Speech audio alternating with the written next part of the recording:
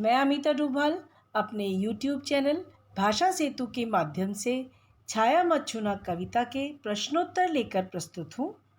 प्रश्न 1। कवि गिरिजा कुमार माथुर ने यथार्थ के पूजन की बात क्यों कही है? उत्तर। कवि ने ऐसा इसलिए कहा है क्योंकि मनुष्य अतीत की सुखद स्मृतियों में खोए रहने के कारण वर्तमान को स्वयं के लिए कष्टप्रद बना लेता है। इसलिए कवि ने कहा, वर्तमान की वास्तविकता को स्वीकार कर उसे अपने अनुकूल बनाने का प्रयत्न ही यथार्थ का पूजन है। प्रश्न 2। भाव स्पष्ट कीजिए।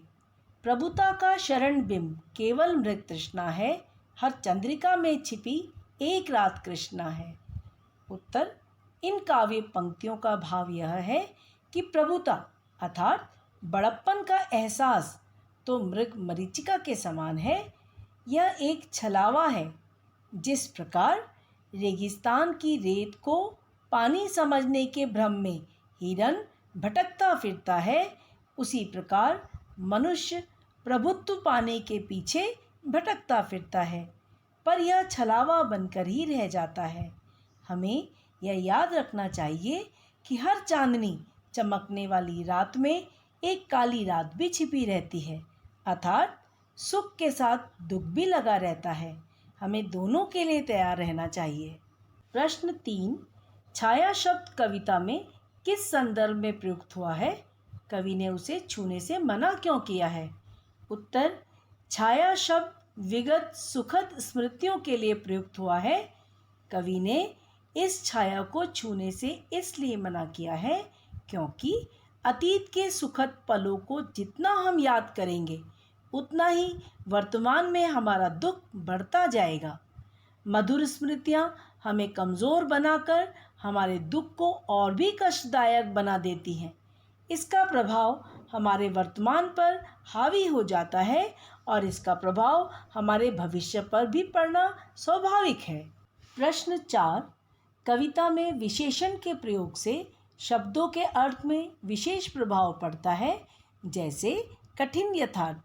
कविता में आए ऐसे अन्य उदाहरण छांटकर लिखिए और यह भी लिखिए कि इससे शब्दों के अर्थ में क्या विशिष्टता पैदा हुई। उत्तर। कविता में कवि द्वारा विशेषण के प्रयोग से कविता के अर्थ पर, भावों पर विशेष प्रभाव पड़ा है।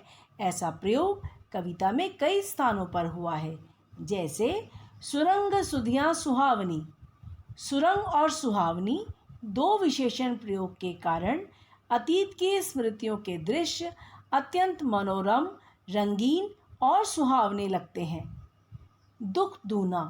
दूना विशेषण का प्रयोग दुख की विकटता, प्रबलता, दुगना होने के भाव को प्रकट करता है। दुविधाहत साहस। दुविधाहत विशेषण का प्रयोग साहस के नष्ट होने को प्रकट करता है, मनुष्य की निराशा को दर्शाता है। रात कृष्णा। रात के साथ कृष्णा विशेषण का प्रयोग रात के अंधकार की गहनता को प्रकट करता है। शरद रात। शरद विशेषण का प्रयोग रात्रि की शीतलता, सुहावनापन, मोहकता को प्रकट करता है। रस वसंत। रस विशेषण का प्रयोग वसंत की मधुमेहता, माधुर्य और सौंदर्य को दर्शाता है। प्रश्न 5। मृगतृष्णा किसे कहते हैं? छाया मत छूना कविता में इसका प्रयोग किस अर्थ में हुआ है? उत्तर। मृगतृष्णा अर्थात मृग की तृष्णा। रेगिस्तान में जब चिलचिलाती धूप में रेत पर पानी की चमक दिखाई देती है, अर्थात वहाँ पानी होने का भ्रम होता है, तब मृग उस पानी को पीने के लिए भागता फिरता है। उसे पानी नहीं मिल पाता, भाग भाग कर वह हांफ जाता है। प्रकृति के इस भ्रामक रूप को मृग तृष्णा कहा जाता है। छाया मत छूना कविता में इस शब्द का प्रयोग प्रभुता अर्थात बड़प्पन की खोज में मनुष्य के भटकने के संदर्भ में हुआ है। इससे व्यक्ति को बड़प्पन का सुख दूर से ही दिखाई देता है, यह केवल छलावा बनकर रह जाता है। प्रश्न 6।